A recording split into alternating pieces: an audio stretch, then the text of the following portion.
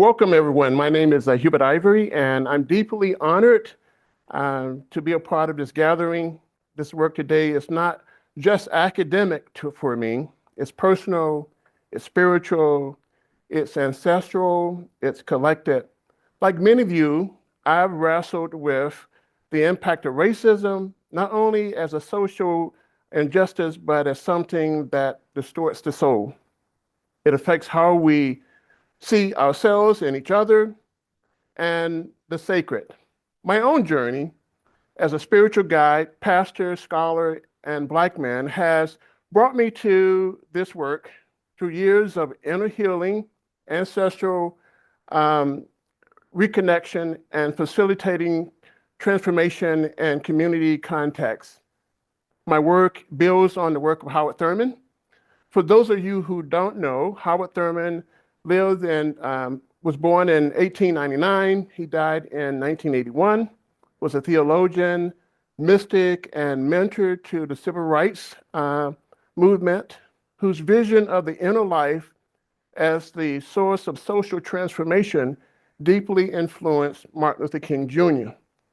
He co-founded the Church of the Fellowship of All People, which is right here in San Francisco, in 1944 with Alfred Fisk, the nation's first interracial interfaith congregation, where my good friend Dorsey Blake, one of the most recent pastors, served until his death just recently. I was born in a world shaped by fragmentation, by the soul wounds of racism, and the deep aches of communal disconnect. Growing up Black in America meant constantly navigating the tension between who I was created to be and who and what the world expected or denied of me. I felt the weight of invisibility and distortion, and yet I always felt the persistent call. The call was to love, to heal, and to transform. It was a spiritual reality rooted in a deep sense that wholeness was not only possible, but necessary. Over the years, this call took form in ministry, scholarship, and community leadership.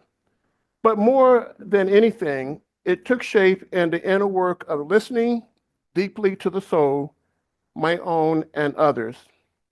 The core spiritual process emerged as a map for the journey and inner path of letting go, spiritual attunement, a centering in the presence of spirit, and an outward movement of emergence, prophetic action, and generativity. It weaves together the insights of mystics, the truth of the oppressed, and the psychology of transformation. What I show today is not just a framework, it's the fruit of a lifelong response to that sacred call to be an agent of healing, of love, and a prophetic spirit-led, prophetic spirit-led change.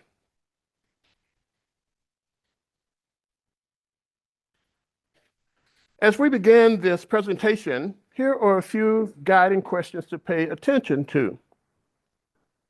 Additionally, by the end of this presentation, you should be able to answer the following questions.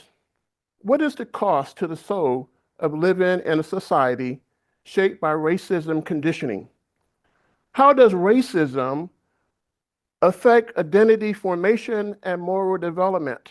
What happens to our spirituality, our connection to the sacred, when our core is distorted by internalized oppression or unexamined privilege? These are not just theoretical, they are deeply personal and existential. I use the term racism conditioning very deliberately. It refers to the unconscious, ongoing programming by which individuals internalize racial hierarchy, whether through socialization, media, religion, or inherited trauma. It shapes the self, creating distortion in identity and morality and spirituality. and it operates both impersonally and interpersonally as well as intrapersonally. This goes beyond interpersonal bias. It's how societies embed supremacy and separation so deeply that we internalize them unconsciously.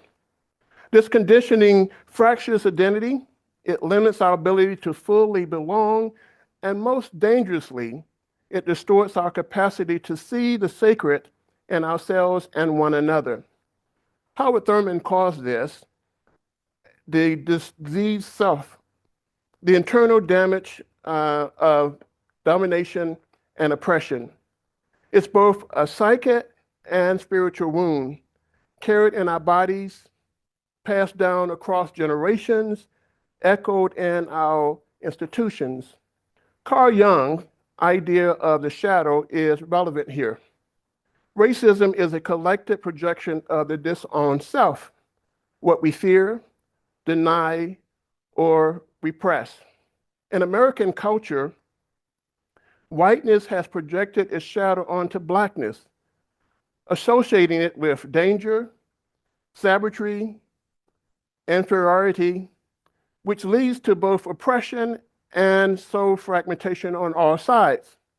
Healing requires integrating the shadow, owning the projections, reconciling what we rejected, and returning to wholeness. This slide introduces Jung's idea of the shadow as it applies to racism conditioning. The exaggerated figure represents the collective projection of superiority, manipulation, and ego onto another group. Just as Pablo's dog was conditioned to respond to stimulus with the expectation of a reward, say food, racism and conditioning often comes with a perceived psychological or social payout, like a sense of superiority. For those targeted, internalized racism may manifest as self-doubt or self-loathing. The dynamic fuels the cycle and reinforces social hierarchies. Jung reminds us that healing involves bringing the shadow to light, but that shadow isn't just personal, it's also collective. The individual shadow contains the unconscious aspects of the self, rejected parts, internalized trauma, and unacknowledged gifts. It's shaped by personal experience, and when integrated, brings personal healing. The collected shadow, on the other hand, includes the repressed and unspoken elements of a society. It's racism, myth, ideologies, and unhealed histories. These shadows are often enforced and protected by dominant social voices. They also resist illumination. Our work is to engage on multiple levels: the personal, the political, the psychological, the cultural, religious, because all of true healing happens on all of these levels. In this slide, I want to highlight the subtle, often unconscious voices that reinforce racism conditioning in our society. These voices aren't always literal. They are often internalized messages shaped by our upbringing, media, education, and spiritual traditions. They whisper things like, "I'm better," "You don't belong," "You should be afraid," "They are not like us," "You are less than," "Stay in your place." Sometimes these voices are embedded in systems. Other times they are carried in our own thoughts and projected onto others through our fear and judgment. When left unexamined, they shape not only our behavior, but the very structure of our relationships and communities. The work of healing racism conditioning begins by recognizing and naming these voices, and then reclaiming the deeper truth of our shared humanity. This is the core spiritual process.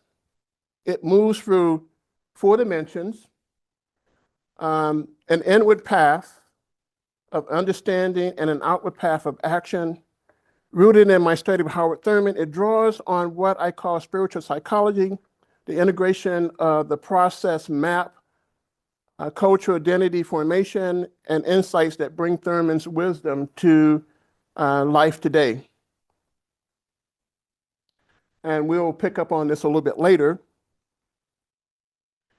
It unfolds in 5 movements through the existential concern, which is facing life's deepest questions of meaning, identity, and belonging, through spiritual practice, gauging intentional discipline that nurture healing and awareness, spiritual experience, opening to movement of presence, grace, attunement, and resonance, spiritual resources drawing from ancestral, divine, and communal wells of strength, and spiritual action, emerging into the world with courage, justice, and transformational love. Together, these movements create a path that helps to restore what racism has distorted, bringing us back into alignment with spirit, self, and community. The journey begins not in action, but in descent. This is the inward movement, a movement through layers of physical awareness, which holds the body, its trauma, and its resilience. The layer of psychological recognition is where the shadow work happens, and projections and conditioning are exposed and decommissioned. Then there is the layer of moral engagement, where conscious inherits value, love, wholesome relationships are restored. And finally, there is the layer of spiritual alignment, where the attunement of spirit, presence, and communion is experienced and aligned with intention. The sacred descent through these layers is necessary before any authentic emergence can happen. Presencing is at the heart of this process, the still luminous center where deep transformation unfolds. From the center, the 5 components arise and flow naturally. I'm using the term presencing borrowed from Otto Schumann, who is author of a work called You Theory, to describe the gaze or waiting of the soul, an openness that seeks to encounter the divine mind, in Jungian terms, with the collected archetypes that hold the resources we most need. Presencing is preceded by the descent, a process which culminates in the act of letting go. What happens when we skip a step? Let's consider spirit at level 4, the soul at level 3, the mind at level 2, and the body at level 1, which represents different levels of complexity. When someone reaches understanding at level 3, but skips to a deeper spiritual transformation at level 4, they may act without spiritual grounding. This leads to activism driven by anger, spiritual burnout, disillusionment, or spiritual bypass. It can also lead to replicating the same distortions we seek to heal. Justice work that comes from a place of ego or rescue, I'm in this for you, can subtly reinforce the very systems we are trying to dismantle. But when we say, I am in this with you, we create sacred space for mutual transformation, work that heals both soul and society. The full journey is necessary. So I've lost my note on this. I'm a little bit out of order, but I'll go ahead and explain this. This slide just shows how the distortion happens, and you see a person who is has internalized inferiority, and the other one has internalized supremacy. And so this is the demonstration of two lies, but with different results. This was the slide that went with the incomplete descent path. And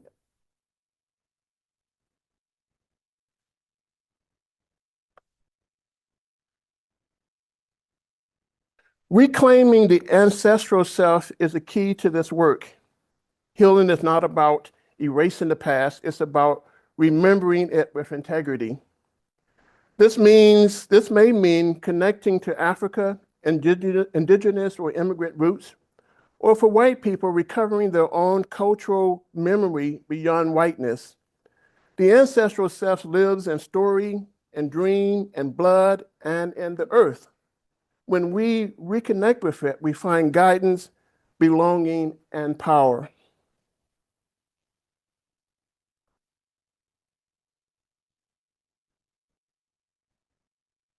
Given the disconnect we all have with Africa and Blackness, we need to journey home to reclaim within our souls our human origin. Africa is the cradle of humanity, the original homeland for all people. Racism conditioning causes a rupture from Black identity, history, and humanity. Healing this disconnect is urgent for white people, not just for Black people. All people must reckon with how racism distorts.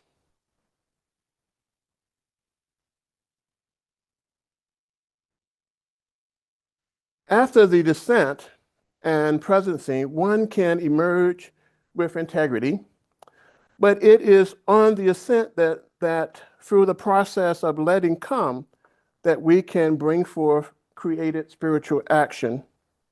Spiritual action is not reaction. It's the fruit of transformation. It's prophetic, grounded, wise, and regenerative. It mirrors Howard Thurman's love in action and Martin Luther King Jr.'s vision of redemptive suffering. This is the power of spiritual community, inwardly conceived.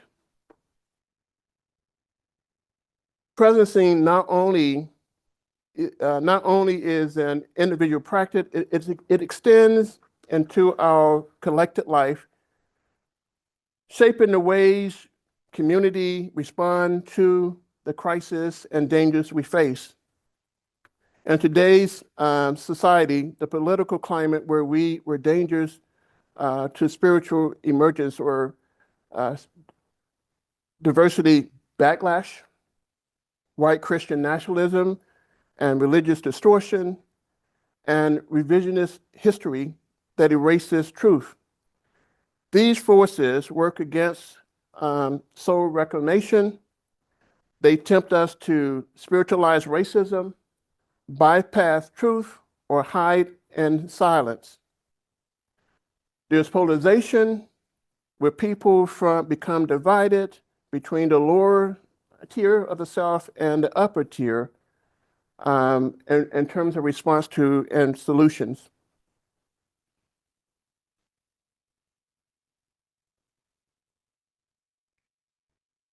I want to say a word about the application of this particular process. This model is intentionally designed to be adaptable, not fixed to any one tradition or discipline or modality. Whether you're a therapist, spiritual guide, life coach, educator, religious professional, or healer, the core spiritual process can meet you where you are. It accommodates both inner work and community transformation. It provides comprehensive and intricate, integrated framework for engaging trauma, identity, purpose, and healing, all while honoring spiritual wisdom and cultural relevance. This model is spiritually grounded, culturally adaptable, and trauma-informed. It can be used with individuals, groups, institutions, and interfaith settings. It works especially well for those navigating complex identity, injustice, or belonging wounds. It brings together soul work, systems work, inner healing and outer change, sacred memory and sacred imagination. What sets this model apart? This model is one of the things that set this model apart is that it begins with Black identity and ancestral wisdom as a foundation of transformation. Healing means naming and reclaiming the soul wounds of racism, not bypassing them.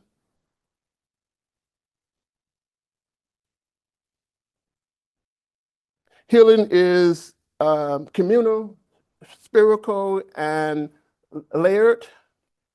Growth is not linear, but spiral and recursive. Healing is not complete until it expresses itself in the world through justice and compassion. Human origin traced to Africa. All of us share deep African ancestry. Over time, a hierarchy by skin color was constructed. What I call racism conditioning to advantages some and harms others. Today, I'll show how the core spiritual process helps to unwind that conditioning.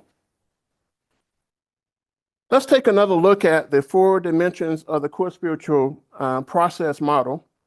For the purpose of exploring the shadow, we move from the outside in. 1, the body, which is also the physical, the seat of both trauma and resilience. At 2, the mind, which is also the psychological, is where conditioned voices and the shadow reside. At 3, the soul, which also the moral, is a dwelling place of the heart and moral authority. And 4, the spirit, the spiritual center, the inmost center, the source of divine encounter and spiritual resource.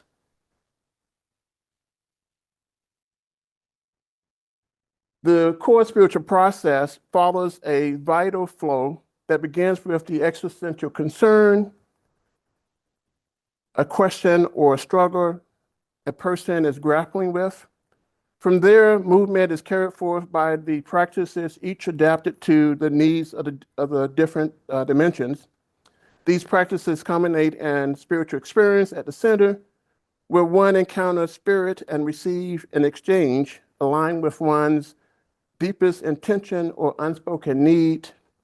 From this encounter arises spiritual action, outward movement characterized by compassion, justice-oriented practice in the world.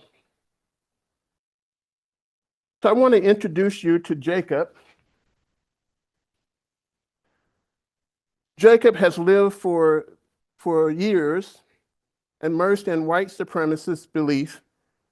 Recently, he has begun to sense the cost of his hatred in terms of fractured relationship, deep isolation, and a gnawing inner conflict. He feels torn, unable to release the grip of these beliefs held fast by hidden attachments.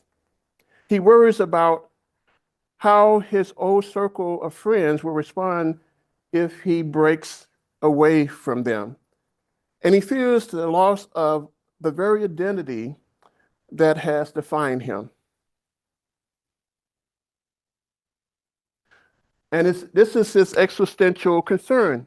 His existential concern is, I want to be free of this hate, but I don't know how. Let's walk his path through the core spiritual process.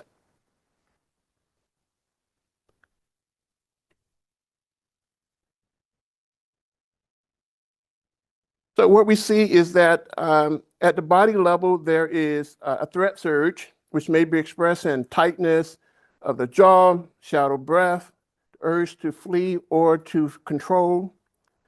At the mind level, where the shadow voices, he may hear voices that say something like, they are dangerous. Our kind must stay on top. And then there may be confirmation bias or rationalizations. On the level of the mind, there is a kind of intense angst that begins to take place, and that's shown by the little circle in the middle, purple circle. And it requires a leap of faith. It's a place where people get where they realize that if they make a change, something new is going to happen and don't know quite where they're going to land.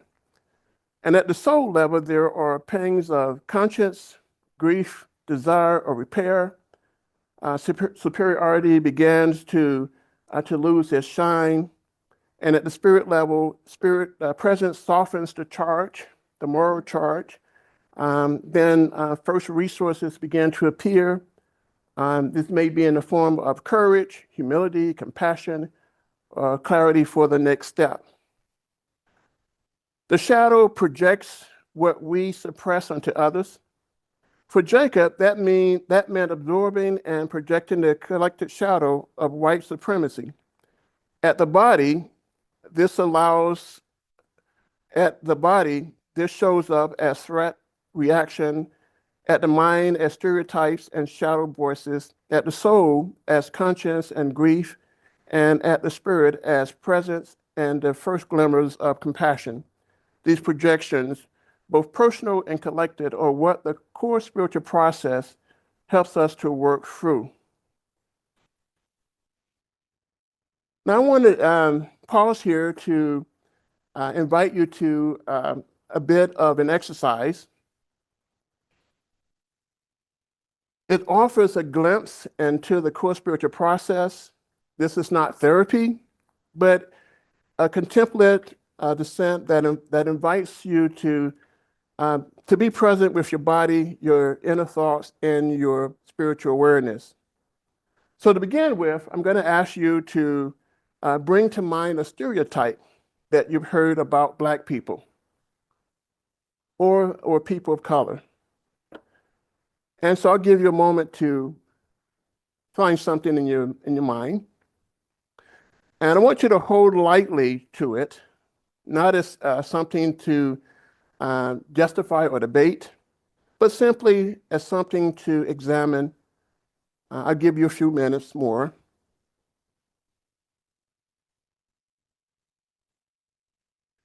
Okay, now I'll guide you through a sequence that moves through the body, mind, soul, and spirit, hinting at the work we might do at each level.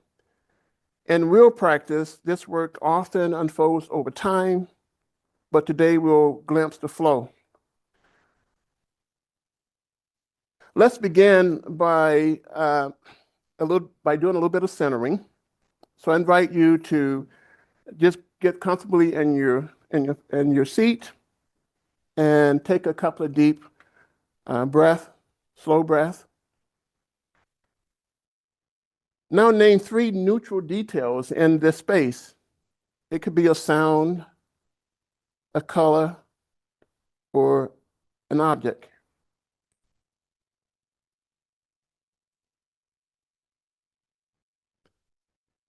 And as you have identified those details, I invite you now to let go of thinking. And we do this by downshifting into presence.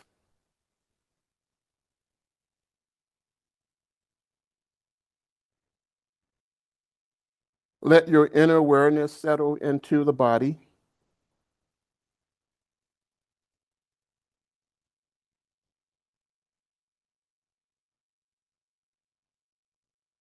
Now gently bring to mind the stereotype that you chose. You won't be asked to share this. This is your private process. Notice what arises in the body. Where do you feel tightness, contradiction, or warmth? The body often holds the shadow before we're even aware of it.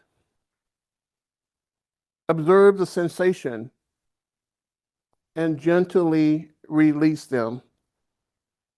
You may use terms like, they inform me, but they are not me.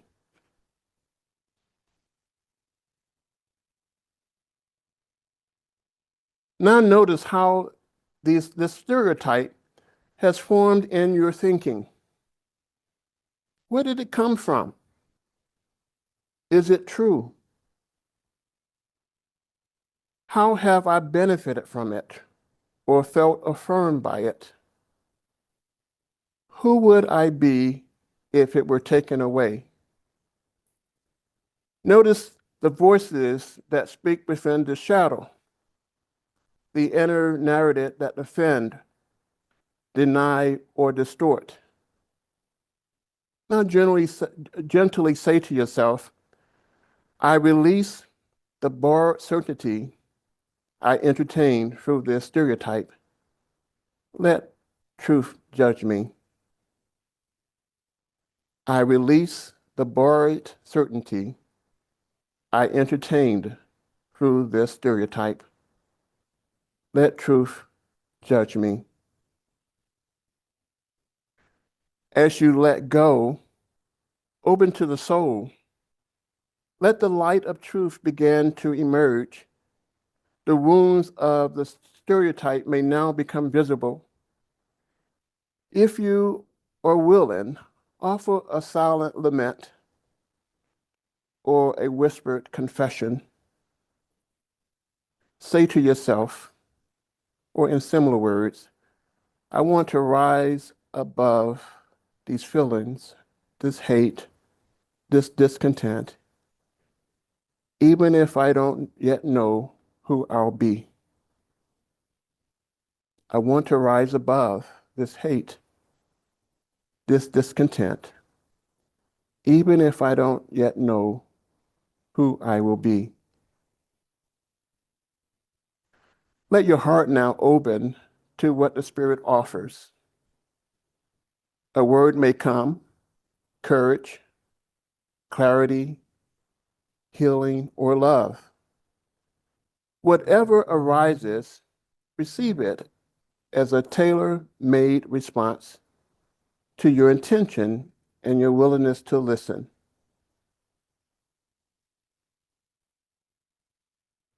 I now invite you to come back to normal space.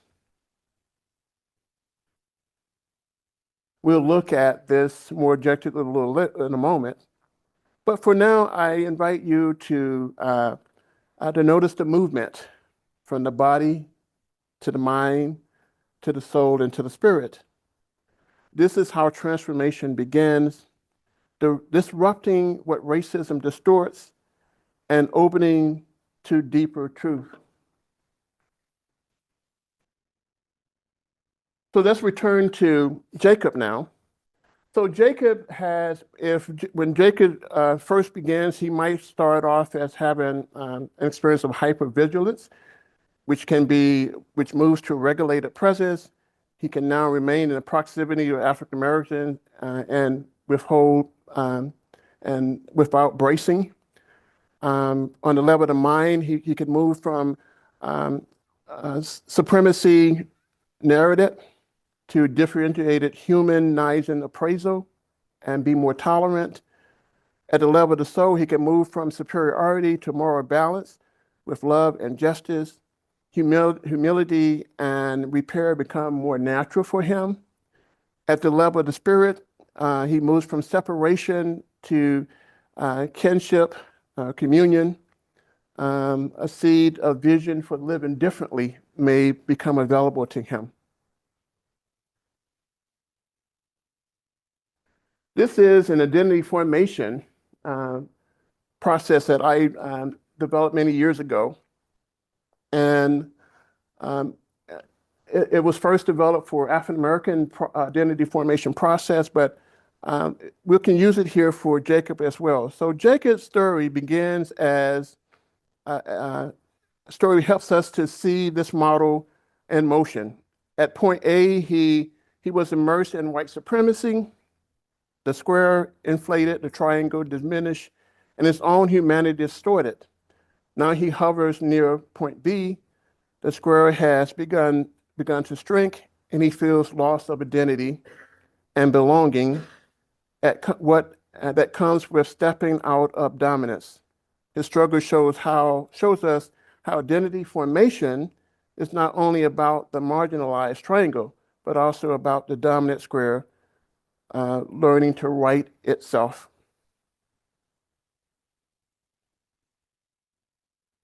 And finally, this slide reminds us of the ascent.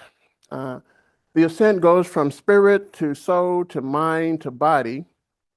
The spirit as it moves from spirit to soul, carries the seed of courage, compassion, conscience resets, and the message of treat people as human beings, not as enemies, emerge.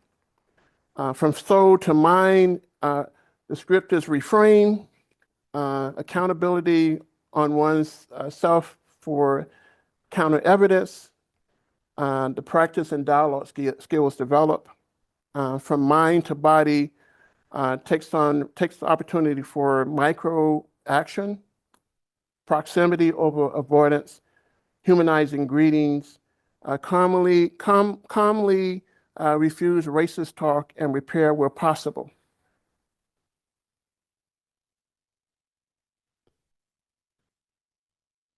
And we look again at Jacob, we see that there are two arcs from the spirit. One is personal and one is collective. The outward action is not only personal, it is also collective. He joins with others in community work and dialogue or just movement. His transformation experience literally from I, me, mine to we, us, all of us. Howard Thurman was never just the transformed individual. It was a collective consciousness of we-ness, where authentic community replaces division and tribalism. From spirit, two arcs are possible. One is the arc of personal transformation. An individual sees and acts differently. The other is a collective calling, a lateral expansion of consciousness from I to we. The second always includes the first, but the first does not always include the second.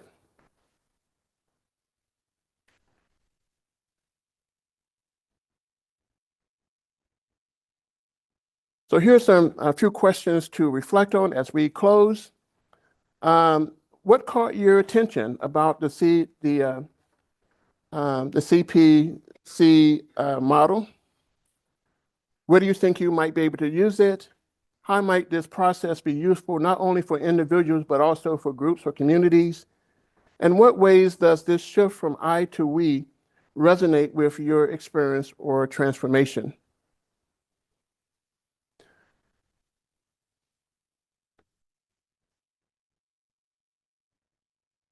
So this part of the presentation is concluded, and we're open for questions that you might have. Thank you. Okay. Thank you, Dr. Ivery.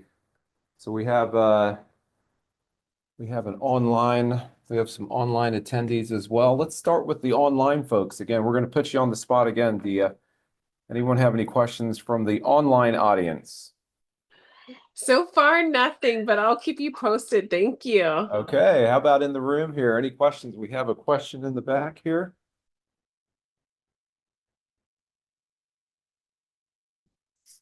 Hi, great presentation. What caught my attention was the distinction between like the physical versus psychological, the way you presented, for example, those distinctions, because you can have a level 4 spiritual awareness, but your body's at 1. So that seemed like I loved that because I think that's common for all people, to recognize that their body has a different holding pattern in comparison to spiritual awareness or intellect or psychological awareness. So to me, that was what could be the most common denominator in a discussion and point of transformation, like through the exercise. Thank you. Yeah, you're right. This is a very simple model, it would seem, but actually you can overlay a lot of different things on it.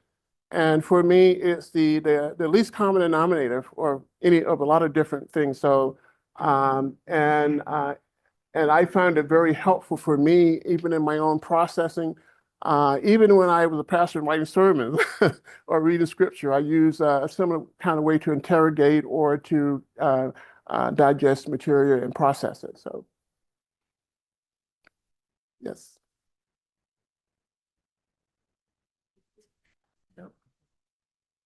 Thank you so much, Dr. Ivery. I'm curious about what you ended with, which is that if we're re-engaging the body or the collective body through community work, that always includes personal transformation, but the personal transformation in and of itself doesn't guarantee, it seems like that's what you were saying, kind of work in the collective. And I'm wondering what makes for the difference? Like what would push the inertia into the community collective aspect in your opinion? I guess for me, one of the ways that I began to look at is from Ken Wilber, who in his developmental scheme has lines. And so there could be many different lines, but the collected line is a unique one in that it develops out of relationship. And so if I'm not in relationship with people who are different from me, then I can't develop that collective sense. And so it's very important. The Sharmas who developed the concept of U theory,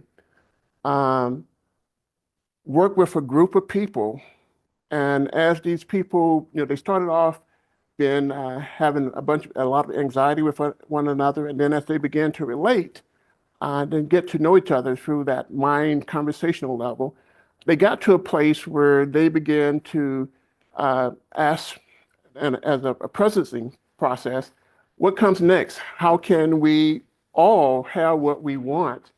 What can we celebrate? What can we create that would bring us together? And so that collective consciousness comes out of working with other people. And if we don't have that, then it's difficult for us to process that alone. And so that's very important. Is how do we do that in a world and society where we are segregated still today? Most of us leave here today. We're going to go back to segregated communities. We might see one or two persons of color when we come to a workspace. But how do we overcome that divide so that we can have conversations so that people can have create a collective vision together? We have two questions online. Meg is up first, and then we have Dr. Butterfly. Meg, if you want to go ahead and unmute, you're welcome to. Thank you. Thank you so much for the talk. My mom, who passed in 2020, was a big fan of Howard Thurman. Apologies for my grief. To answer the first question about the model, I really appreciated this is the first I've seen a model that really depicts or addresses what happens when we act before we've gone deep, before we've processed or presenced and healed from trauma. So I just wanted to offer that with gratitude and look forward to reading and exploring more. Thank you. Thank you. Dr. Butterfly, please come on in. Okay. Wow, Dr. Ivory, I find your work to be absolutely brilliant and deeply inspiring.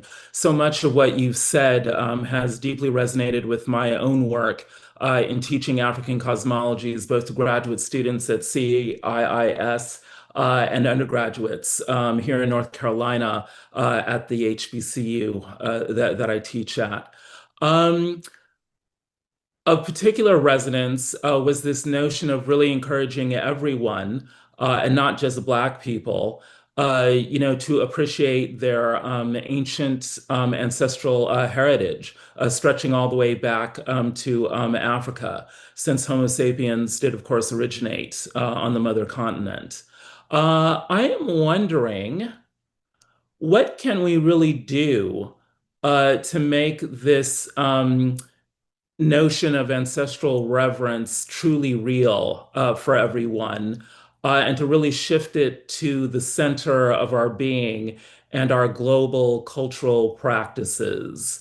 Um, I know that I directly demonstrate, ancestral veneration through the practice of libations in my classes, and it's a continual refrain in my educational work, to return and to deal with one's, ancestral cultural complexes, as it were. But this whole notion of, all of us being part of one human family always seems to come off as being very kind of hokey in a way. And I'm just wondering, how do we really, what practices can we encourage that really get people to really shift, to root their realities in this ancestral embrace? Um, I hope I'm not going too far in saying that, I've just had it with postmodernist cultural identity politics. I feel like that approach has just failed. Uh, and we really need to really completely reconceptualize things, so that this notion of being part of one ancestral human family becomes something that's akin to a living, breathing reality for all of us. Thank you. I guess that's one of the big questions. What I find is that being intentional, how do we make it an intentional reality for people who we are engaging with? Um, and I would say that if you are white or some other ethnic group, that you should actively look at what's happening with your body, what happens when you're thinking, when you encounter people who are different, so you can actually work on those the shadow projection. Um, so that's a very important thing. I was a pastor. It was mentioned that I was pastor of a cross-cultural pastor in many of my pastorates. One of them was a Filipino congregation, and very lovely people. But when I went to the Philippines, I didn't realize how much colorism was a part of that country. And it struck me is that you can look at the gradation in color and who was in power. So so I could come back to them and talk to them, and many of them didn't realize that was happening. It's such an unconscious thing. So how do you engage people with on the moment or in a very situation about how they are projecting? The other thing is that I thought of, and I was saying to my wife, maybe we should look at uh, uh, African American celebrations like Kwanzaa and figure out how we could invite everybody to be a part of that, so that reclaiming our African identity is a real thing and something that we could work on. The third way that I found very helpful for me is that since my retirement, I've been doing ancestry work, and so I spend many hours trying to look at my family tree. And I discovered that I had a lot of relatives, and I was wondering how did it happen? But since I only have like 3% European ancestry.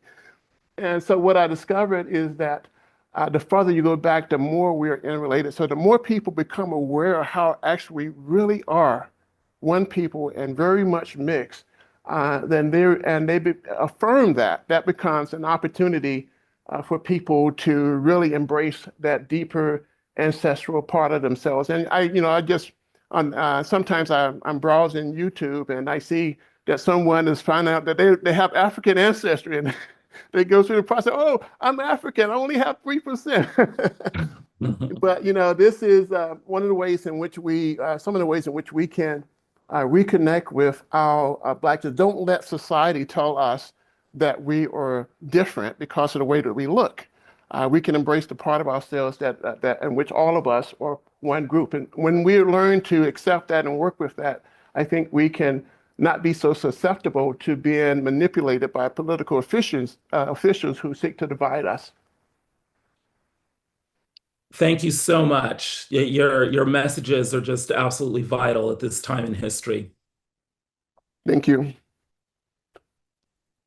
Thank you so much, Dr. Butterfly. Thank you so much, Dr. Ivery. This has been a beautiful presentation. We are closing up for the day. If there are no other further questions, we'll release everyone for the day. And if you have any questions, please feel free to let myself or Ray in the classroom know. But we'll see you tomorrow for our closing event for Forever Young. Have a great afternoon, everyone. Bye. Okay. Bye. Thank you. Thank you again, Dr. Ivery. Thank you. So beautiful. Ray Brooks and the McLeods of Scotland say thank you. As well. Thank you. I forgot to I forgot to show my final slides, but anyway, one of them was my contact information. If you want to get in touch with me, have questions come up, or you want to, I'm hoping to have this published into an article, and if you would like to get a copy, I'd love to get it to you. And also, sometime in the near future, I'll be getting my book out there on Howard Thurman, and so hopefully that will be available for people to read as well. Thank you so much.